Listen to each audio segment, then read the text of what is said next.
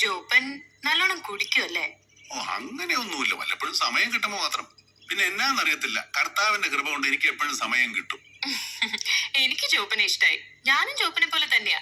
രാവിലെ എനിക്കും 2 അടിക്കണം, അല്ലെങ്കിൽ സിറിഞ്ച് എടുക്കുമ്പോ കൈവിറക്കി. ജർമ്മനിയിലെ തണുപ്പത്ത് ശീലിച്ചതാ. പിന്നെ ആക്ച്വലി എനിക്ക് മാരേജ് എന്ന് പറയുന്ന ഇൻസ്റ്റിറ്റ്യൂഷനോട് തീരെ താല്പര്യമില്ല. ലിവ് ഇൻ റിലേഷൻഷിപ്പിനോട് എനിക്ക് താല്പര്യം.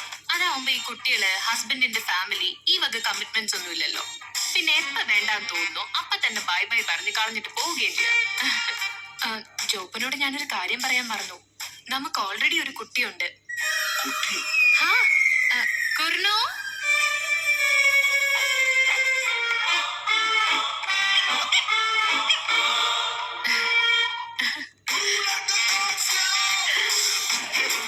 ദേ മോനെ, മോന്റെ ഡാഡി. ദേ, ഇന്നു മുതൽ ഇവനാണ് നമ്മുടെ കുട്ടി. ജോപ്പൻ ഇവനെ സ്വന്തം മോനെ പോലെ സ്നേഹിക്കണം. ഈ പട്ടിയാണോ കുട്ടി?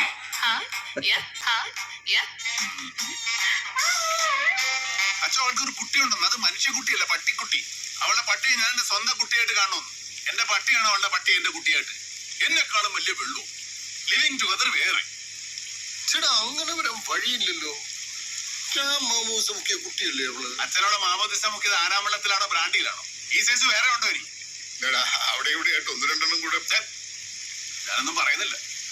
അച്ഛനറിയാമല്ലോ, എന്റെ അപ്പം സാമാന്യം നല്ലൊരു കുടിയനായിരുന്നു. കുടിച്ചേച്ചം വന്നിട്ട് അമ്മച്ചിട്ട് നല്ല കീറുകയും ചെയ്യും. എന്നാലും അപ്പം വരാൻ വൈകിയ അമ്മച്ചിക്ക് എന്നോ ആദ്യമാണെന്നറിയോ, അപ്പം വരുന്നവരെ കൊന്തയെത്തിച്ചോണ്ട് അരപ്രൈസ് മേൽ അങ്ങനെ ഇരിക്കും. അപ്പം വന്ന് കഞ്ഞി വിളമ്പി കൊടുത്തേച്ചേ അമ്മച്ചി ഉറങ്ങത്തും. അത് കണ്ട് വളർന്നവനാ ഞാൻ. കെട്ടിയവനും പിള്ളേരെ നോക്കാത്ത ഒരു ന്യൂ ജനറേഷൻ ആയിട്ട് ഇത്രയും എനിക്ക് വേണ്ട. നമ്മൾ ഇച്ചിരി ഓൾഡ് അച്ചോ. ഇതൊക്കെ പെണ്ണ് കേട്ടാതെ അച്ഛനോട് പറഞ്ഞിട്ട് തന്നെ കാര്യം. അത് സമയം കളയാന്നല്ലാതെ ഞാൻ പോയേക്കുവാ.